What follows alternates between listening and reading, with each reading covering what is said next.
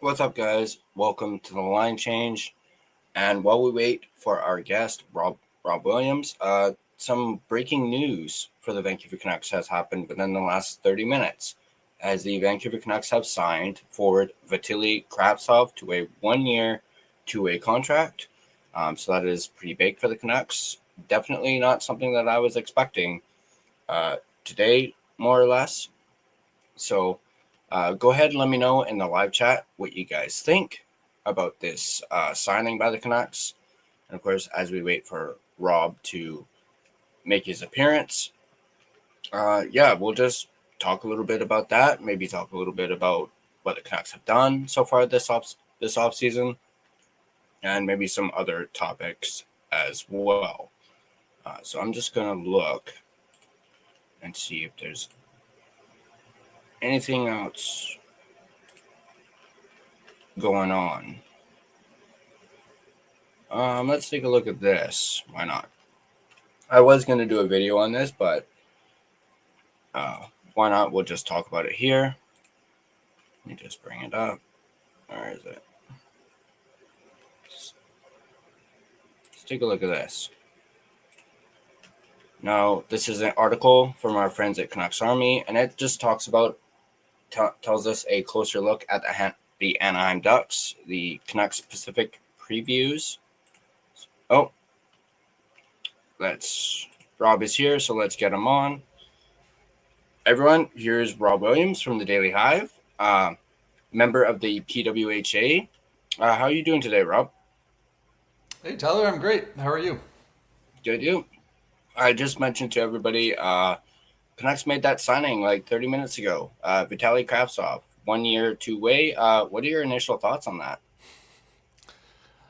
Surprised. I knew he was an RFA, but kind of thought we'd kind of seen the last of him, in Vancouver. So, he obviously was the traded for Will Lockwood a couple of years ago.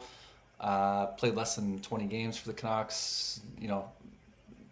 Didn't really do a whole lot. Goal and an assist. Then went back to KHL, and I think myself, like a lot of people, kind of put him out of my mind. And then he's coming off a big year though in Russia. He was top 10 in goals, top 10 in points league wide in the KHL. And he was a ninth overall draft pick by the New York Rangers once upon a time. So he's got the pedigree. He's obviously got some talent. But it's always difficult to predict how success in KHL is going to translate to the NHL. They've got him on a 1-year, two-way deal, so low risk. Maybe we see him play NHL games next season. It'll be I think just another interesting name at the very least to follow going into training camp. All right. So I kind of did my questions out of order because of that, but I wanted to start off with, I always ask this, what's your favorite hockey team? But my favorite and least favorite hockey team might be the Vancouver Canucks. They break your heart. They cause you stress and angst. But no, I mean that's the team I've followed.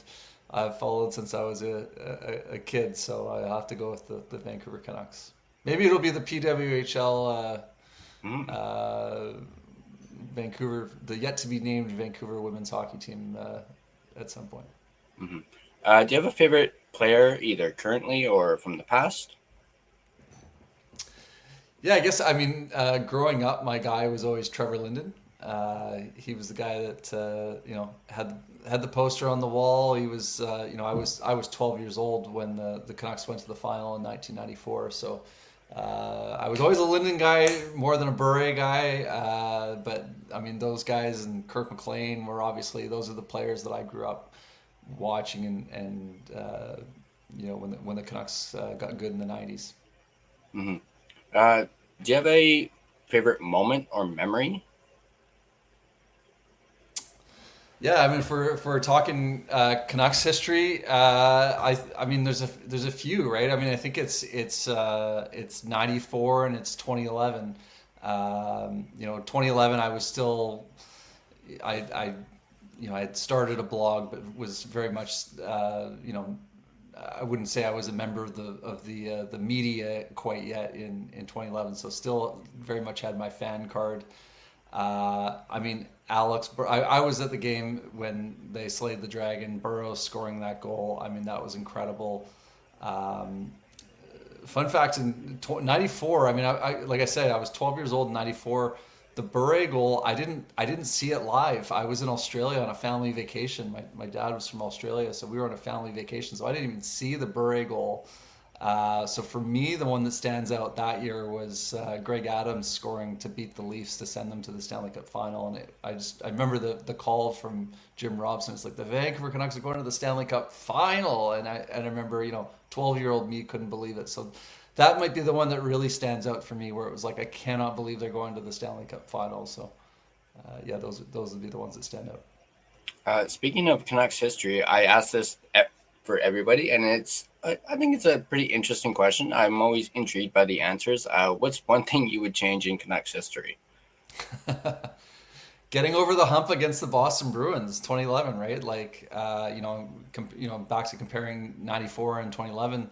Like '94, they lost in 7 games, but it was a totally different feel to 2011. '94, they were a bit of a surprise team that year, going to the final. They were very much the underdog against the New York Rangers. They got down 3-1 and battled back to make it a 7-game series, and only lost by a goal and almost made the comeback in game 7. They had a rally for them at BC Place. Like, everyone was immediately proud of that team. Whereas 2011, it's almost like this shame. I mean, I think that people are, we celebrate the Sedins and Burrows and Kessler and all the guys on Luongo, all the key members of that team are still beloved in Vancouver. But man, that 2011 final really is a pain point, because that was Vancouver's year. Like, they were the best team all year. They had the best power play, the best penalty kill. They were loaded throughout, and they entered that final as the favorite. And I think it's really, really, disappointing that they weren't able to get it done. They choked. I don't know if they choked or what, but they didn't get it done. They that was their year to do it. They should have done it, and they couldn't get it done. So I think, for me, that's the one. 2011. That's the pain point that I think will stick with Canucks fans for a long time. Yeah, that's definitely at least one of mine, and that's usually the usual answer that I get. How did you get started covering the Canucks? Yeah, I alluded to it a little bit earlier, but I started a blog. I was a blogger. Started it in kind of the early days of the blogs, when there were a bunch of little independent ones. So it was robthehockeyguy.com, and just sort of did it casually for a few years. Right up until 2013 was when I kind of got my big break, when Daily Hive, it was called Van City Buzz at the time, came calling and asked me if I'd write a weekly article for them. Quickly, the weekly article turned into, will you kind of run our hockey section? And then I grinded again for a couple of years, being kind of part-time side hustle, before they said, okay, the Daily Hive had grown, and they asked me to kind of quit my day job, and I did, and become the full-time sports editor there. So, and never look back. Awesome. Let's dive more into Canucks. Thoughts on what the Canucks have done so far in the off season? Yeah, they haven't done a lot, have they? I think I think that a lot of times, and this was, I think, sometimes Jim Benning's undoing, was he'd go into an off season and he'd try to hit a home run. I'd try to knock everything out of the park, get it all done. And I think that was what he tried to do with the Oliver Ekman-Larsson trade, where it was like, okay, we're going to get rid of all these bad contracts in one trade. We're going to trade our top 10 pick. We're going to bring in OEL. We're going to hope that he turns it into an all-star defenseman again. We're going to do all these different things. And, but I think you can really make a lot of mistakes in an off season. And I think that was, there's a lot of I think there was a lot of landmines set up for the Canucks this offseason. One of them, I think, was letting Brock Besser walk. I was convinced that that was going to be a mistake, and it looked like they were just going to let him walk and try to figure out something else in free agency or via trade. And that never made any sense to me because there wasn't a lot else available via free agency. Besser was the best guy that you're going to get to come in that was UFA. And I think that, by bringing him back, I think that was a positive move. I think the loss of Pius Suter hurts, particularly because they haven't replaced him yet. They're paper thin up the middle. They're relying a lot on, first of all, you've got to rely on Elias Pettersson to bounce back. I think he will. But you're still hoping a little bit on that. And then you've got Philip Hedl. We know his injury history. He's, is he a number 2 center? I think he has the potential to be, perhaps. But again, wishing, hoping. You've now got Teddy Bluger as a third-line center. Is he a third-line center? He's probably more well-suited to be a fourth-line center. And you've got Atu Ratu, who could take a next step. He's coming off an injury, though. So, there's a lot of uncertainty there. He's never done it in his career. So, you're hoping and wishing. There's a lot of hoping and wishing involved with this Canucks team, even extending to Thatcher Demko in net. How is he going to fare? The most prominent acquisition, Evander Kane. Let's see how that works out. It's going to be interesting, right? Drama has followed, and controversy has followed Evander Kane throughout most of his career. His supporters would say that his time in Edmonton kind of turned things a little bit, and that he's grown up a little bit. I guess we'll find out, right? It was a puzzling move for a team that just wanted to calm the waters to bring in a guy like Evander Kane. But I do think it has the potential to work out for them. He was very good for the Oilers in the playoffs. Maybe didn't have the best Stanley Cup final, but throughout those first 3 rounds, physical power forward, he can hit, he can score. I think he gives them a bit of swagger. I think it's something that they could certainly use as well. Hopefully he works well with his teammates and everyone gets along and they're able to pull the rope in the same direction. But again, that's a bit of a risk. There's a lot of uncertainty with this team, but I'm glad that they didn't trade away their first round pick for for an underwhelming return. I think that was another worry. So the things I was most worried about them doing, they haven't done, and they at least brought back Brock Besser. So how do I feel about the offseason as a whole? I'm not sure. I think I'm sort of stuck in the middle. It's underwhelming, but it's not a failing grade either. I think that this is a team it's going to take some time. I don't think they're going to be able to wave a magic wand and fix things all in one offseason. Mm-hmm. I agree. Here we go. On that note, do you think they might make 1 or 2 more moves before the start of the season? Could you see them maybe making a in-season trade? Definitely. I mean, I think Patrick Alvin's never shy to pick up the phone and pull off a trade. So I'm sure he's trying to acquire a center. Is that Marco Rossi? I think it could be. I guess we'll see, right? What I don't really see an obvious path. That's probably the most tailored path for them. But Minnesota's not really in a spot where they want to give up, where they're looking to acquire draft picks and prospects. Like they're trying to win right now. So I don't know that there's necessarily a straightforward trade to be made there. I would be surprised if he doesn't make some other move before now and the start of the season. I think Jack Roslovic is, that's a name that's been talked about a ton. The Canucks have apparently had a lot of interest in him in the past. That seems like an obvious one, doesn't it? Like to add, if you're unable to find a real upgrade at center via trade, why not bring in Roslovic? You could probably get him on a pretty good deal now. He's had to wait until August, and there have been no takers for him in free agency. Maybe you get him on a 1 year, 1 year $3 million deal, 1 year 2.5, something like that.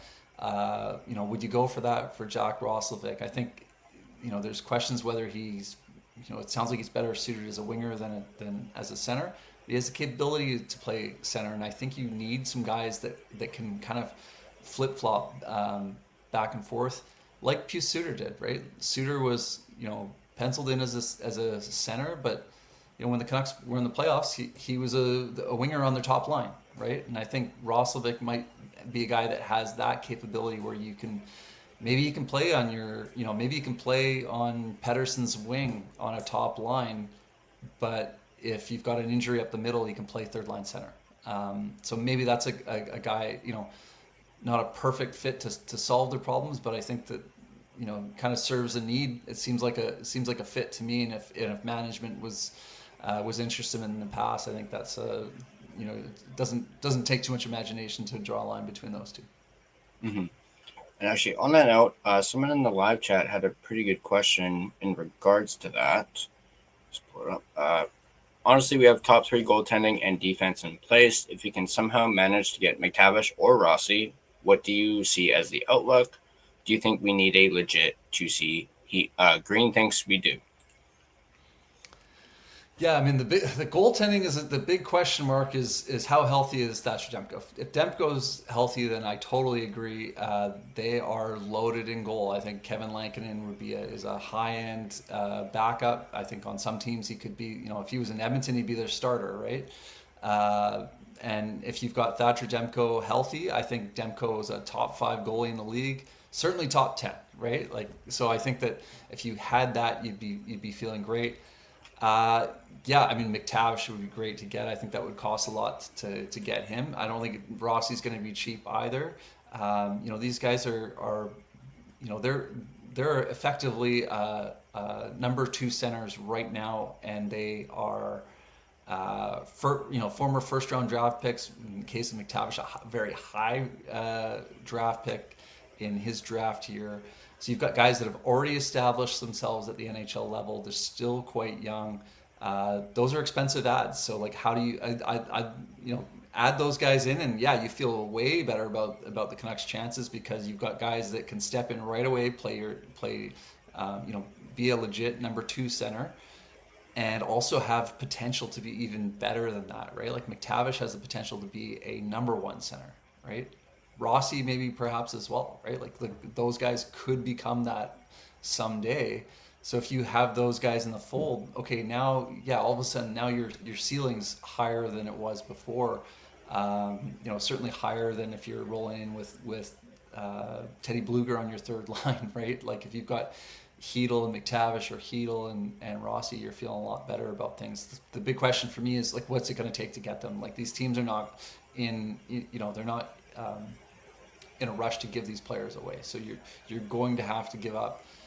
In the case of Anaheim, perhaps they'd be more willing to take prospects, but what prospects do they want, right? Like McTavish is a better prospect than anyone that the Canucks have to offer.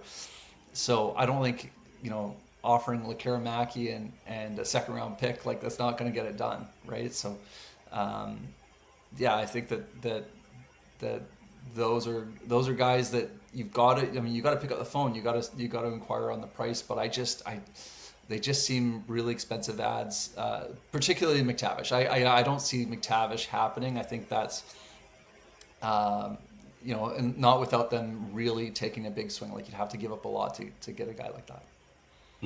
I agree. This actually leads me into my next question.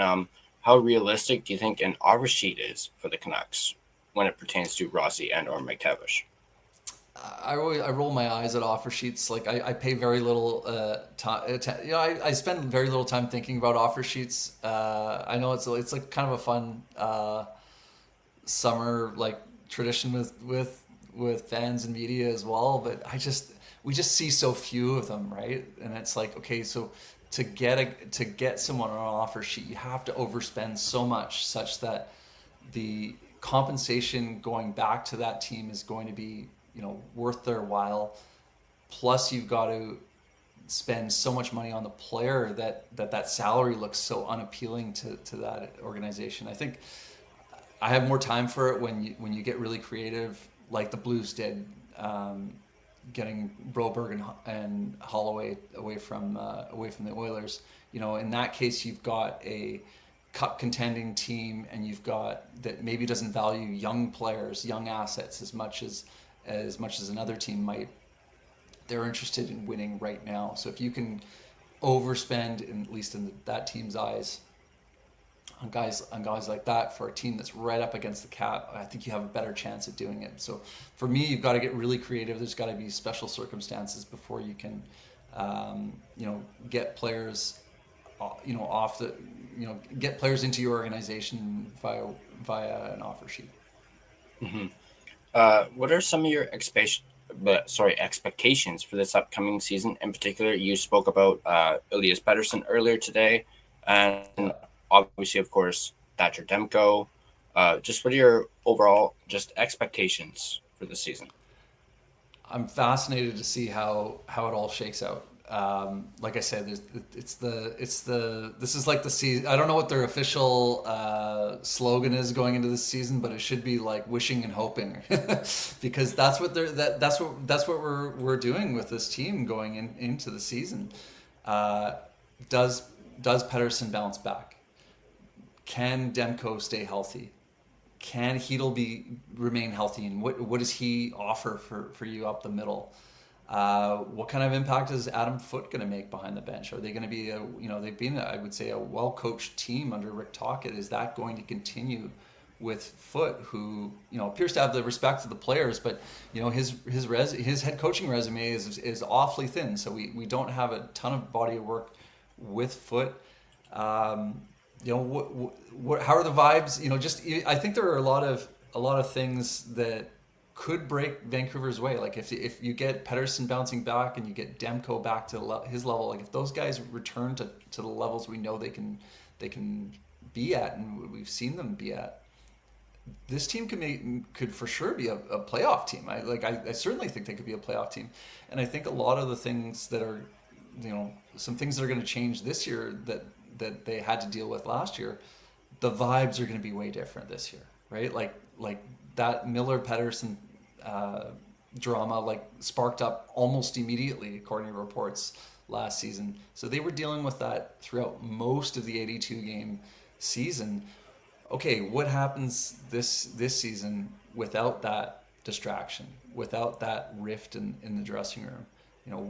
What can this team do? Particularly if Pettersson really bounces back, and I feel like him having he needs a first good week of the season, doesn't he? Like if he comes out and struggles out of the gate, the pressure ramps up. I think he could do himself a lot of favors by having a really strong start to the season, and I think that all of a sudden changes the outlook of this team going forward if that happens.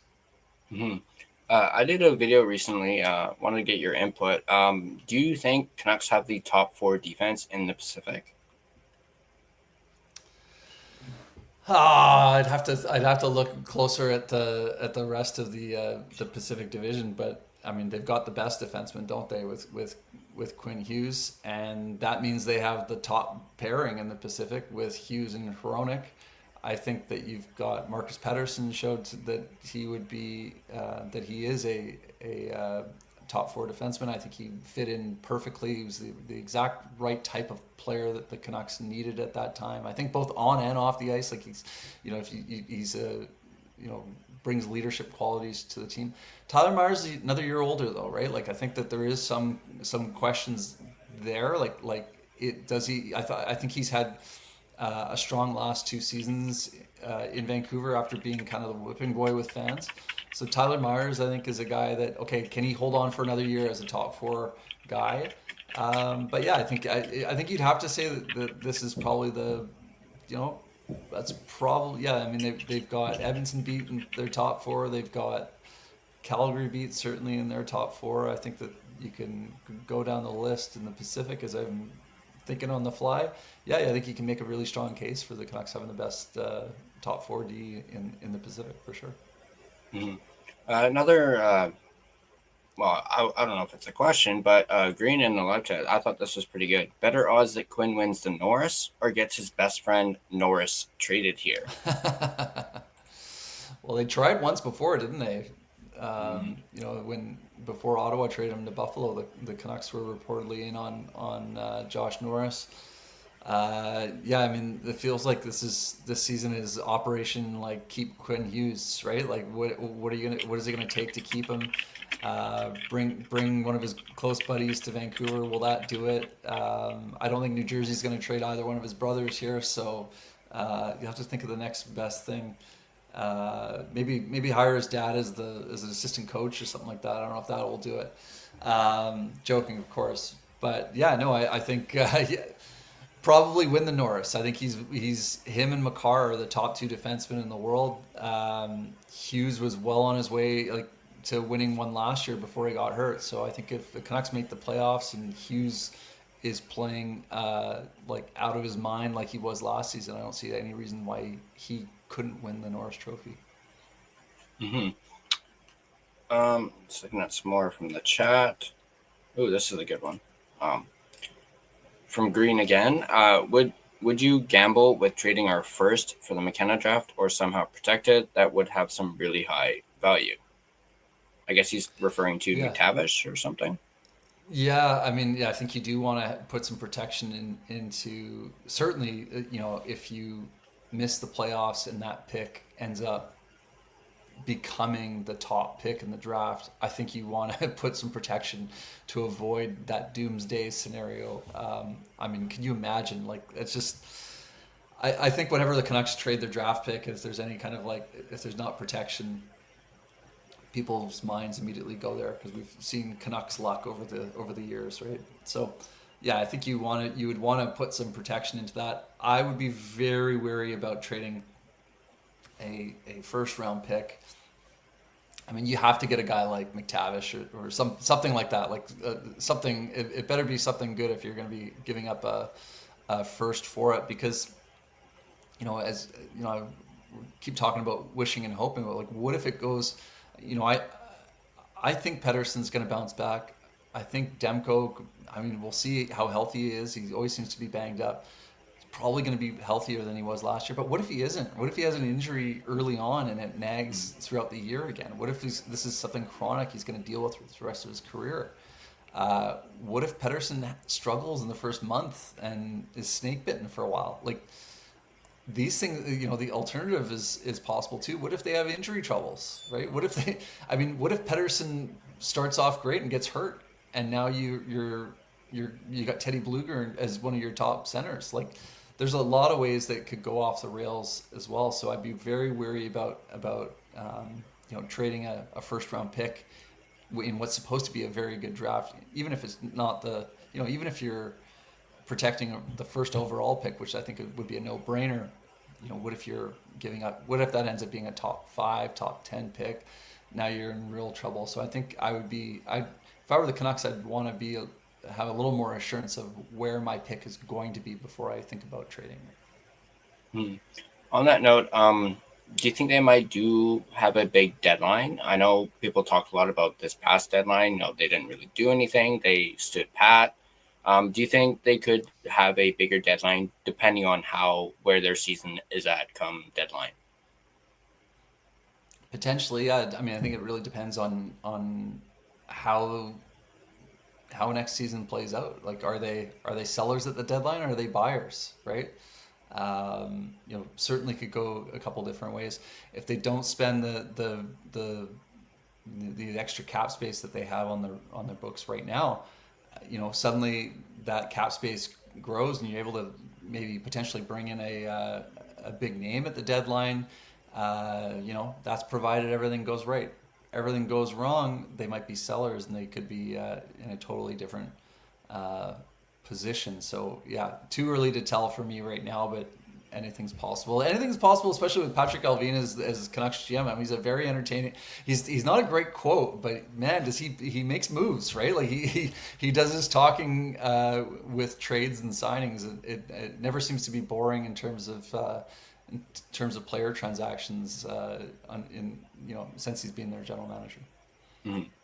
And one final question, which is a good one from our regular from the podcast, Swerve and Urban. Who is Rob Williams? Sum yourself up in 5 words. Just 5 words. I usually usually need more words than that. I'm a very lucky man. I'll sum it up like that. But I love what I do.